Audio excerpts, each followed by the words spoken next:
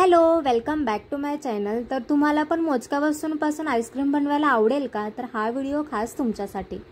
तर इथे मी घेतला आहे 1 कप इतकं दूध, जे फुल फॅट दूध आहे, फुल फॅट क्रीमचं दूध आहे। तर 1 कप म्हणजे 250 ml चा 1 कप आहे।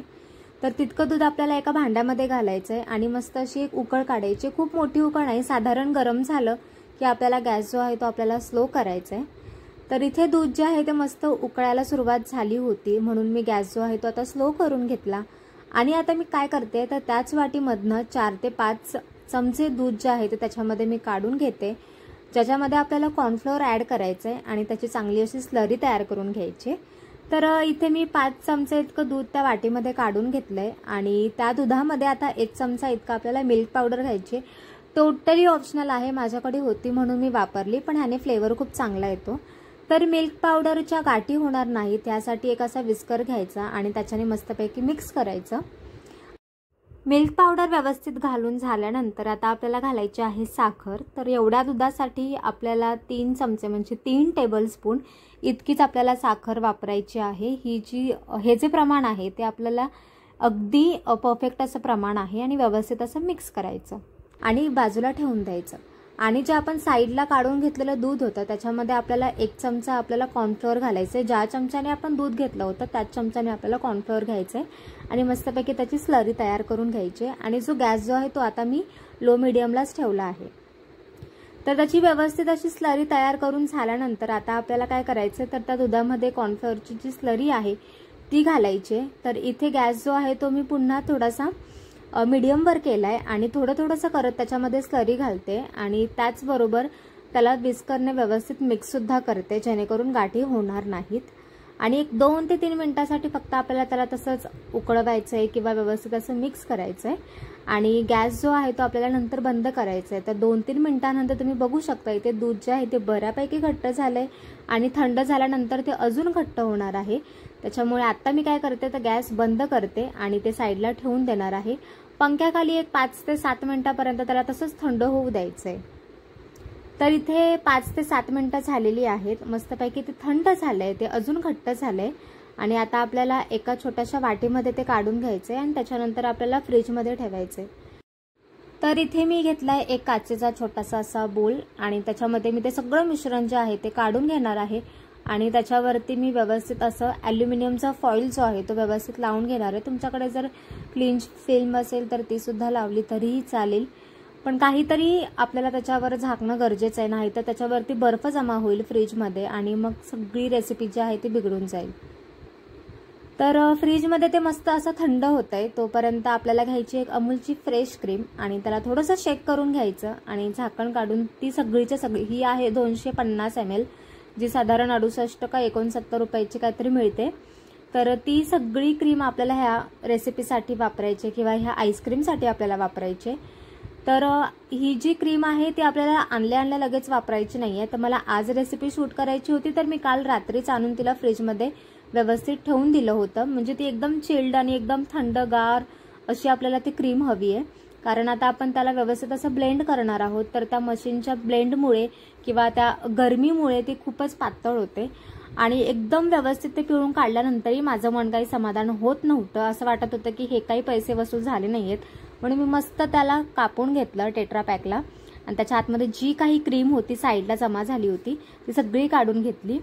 आणि आता आपल्याला घ्यायचा आहे एक ब्लेंडर किंवा बीटर, जे काही आपण म्हणतो ते, आणि मस्तपैकी 1 ते 1.5 मिनिटापर्यंत फक्त थोडंसं त्याला ब्लेंड करून घ्यायचंय।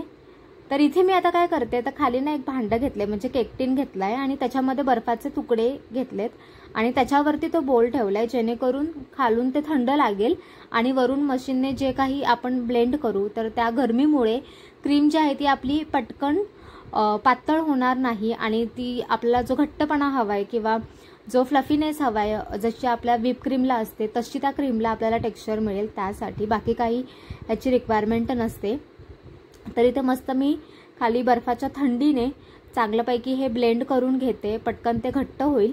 तर एक साधारण 1 ते 1.5 मिनिटापर्यंत आपल्याला फक्त ब्लेंड करायचे आणि पुन्हा मशीन जी आहे ती बंद करायची। आणि आता आपल्याला घालायचं आहे जे आपण मिक्सचर आपण ठेवलं होतं फ्रीजमध्ये ते आणायचे आणि ते त्याच्यामध्ये सगळं घालायचे आणि पुन्हा मस्त एक 3-4 मिनिटापर्यंत व्यवस्थित असं ब्लेंड करायचं। तर कधीही हँड ब्लेंडर किंवा हे असे जे बीटर वगैरे जे असतात ना, तर ते चालू बंद करायचे, कारण ते खूप लवकर गरम होतात आणि त्या खराब होण्याची सुद्धा शक्यता असते त्या मशीन्स। त्याच्यामुळे 1 ते 2 स्पीडला फक्त चालवायचं, 1 मिनिट बंद करायचं, परत 2 ते 3 स्पीडला चालवायचं, परत 1 मिनिट बंद करायचं। असं करत आपल्याला ही प्रोसेस जी आहे ती पूर्ण करायची आहे। मिक्सरमध्ये ही आईस्क्रीम बनत नाही। तुम्ही किती अर्धा तास जरी मिक्सर चालू ठेवला तरी ते वरच्यावर पातळच होईल, क्रीम घट्ट होणारच नाही। तर इथे मी परत एक 2-3 मिनिटासाठी मस्त त्याला ब्लेंड करून घेते आणि परत मशीन जी आहे ती बंद करून घेते आणि त्याच्यामध्ये आता आपल्याला घालायचं आहे व्हॅनिला एसेन्स, कारण मी व्हॅनिला आईस्क्रीम बनवते त्यासाठी। तुम्हाला कुठला दुसरा फ्लेवर हवा असेल तर तुम्ही तो सुद्धा घालू शकता। तर इथे ना मी 1 टीस्पून इतकं व्हॅनिला एसेन्स घातलंय आणि पुन्हा मस्तपैकी त्याला ब्लेंड करणार आहे, व्यवस्थित मिक्स करणार आहे। ह्या स्टेजला नाही मिक्स केलं म्हणजे ब्लेंडरने तरीही चालेल, फक्त थोडंसं चमच्याने 1 मिनिट व्यवस्थित मिक्स केलं तरीही चालेल, पण माझ्याकडे ऑलरेडी होतच ते मशीन बाजूलाच होता, त्याच्यामुळे मी मशीननेच मस्तपैकी त्याला ब्लेंड करून घेतलं। तर इथे बघू शकता मस्त असा घट्टसर आपलं आईस्क्रीमचं बॅटर जे आहे तयार झालंय, दिसायलाच ते थोडंसं घट्टसर असं दिसतंय। व्हिपक्रीम इतकं फ्लफी होत नाही हे कुठलंच, म्हणजे कितीही वेळ जरी तुम्ही बीटर चालू ठेवलात किंवा मशीन फिरवली तरी तितकं ते होणारच नाही। तर इथे आता मी काय करणार आहे, अजून एक 30-40 सेकंदासाठी मी फिरवणार आहे आणि आता मशीन मी बंद करून घेते आणि इथे आपलं काम झालेलं आहे। आणि आता आपल्याला त्याची कन्सिस्टन्सी बघायची, तर अशा कन्सिस्टन्सीचं आपल्याला बॅटर जे आहे ते तयार करून घ्यायचं आहे। आणि इथे मी घेतलेला आहे जुन्या काळातला, म्हणजे 1-1.5 वर्षापूर्वीचा अमूलचा डब्बा, आईस्क्रीमचा डब्बा। त्याला मस्तपैकी स्वच्छ धुवून पुसून घेतलंय आणि त्याच्यामध्ये हे बॅटर जे आहे ते आपल्याला लगेच पोर करायचे, थोडा वेळ रेस्टिंगला वगैरे काहीच ठेवायचं नाहीये, लगेच त्याच्यामध्ये आपल्याला घालायचे आणि झाकण लावायचे आणि रात्रभर शक्य होईल तर रात्रभरासाठी आपल्याला डीप फ्रीजला त्याला टाकून द्यायचं किंवा ठेवून द्यायचे आणि दुसऱ्या दिवशी आपल्याला ते आईस्क्रीम जे आहे ते एन्जॉय करायला मिळणार आहे। तर इथे ना मी सगळं पुसून व्यवस्थित असं बॅटर जे आहे ते त्याच्यामध्ये भरलंय आणि आता मी त्याला मस्त झाकण लावून घेते। जर तुम्ही ह्याच्यावर सुद्धा क्लिंच फिल्म किंवा ॲल्युमिनियम फॉईल जर लावलात ना तरी चालेल, कारण जरी त्यातनं थोडा गॅप असेल आणि जर हवा गेली ना तर मग बर्फ जमा होण्याची शक्यता असते। तर इथे मस्त फ्रीजमध्ये मी ते ठेवून देते आणि आता फ्रीज बंद करायचा आणि आता डायरेक्ट दुसरा दिवस उजडवायचा।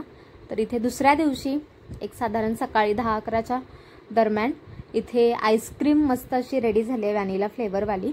अजून कुठला दुसरा जर फ्लेवर जर हवा असेल, लाईक चॉकलेट फ्लेवरची जर बनवायची असेल तर त्या दुधामध्येच तुम्ही 2 टेबलस्पून कोको पावडर टाकली आणि परत जेव्हा मी व्हॅनिला एसेन्स टाकला तेव्हा चॉकलेट एसेन्स टाकला, तर आपली चॉकलेट फ्लेवरची आईस्क्रीम तयार होते।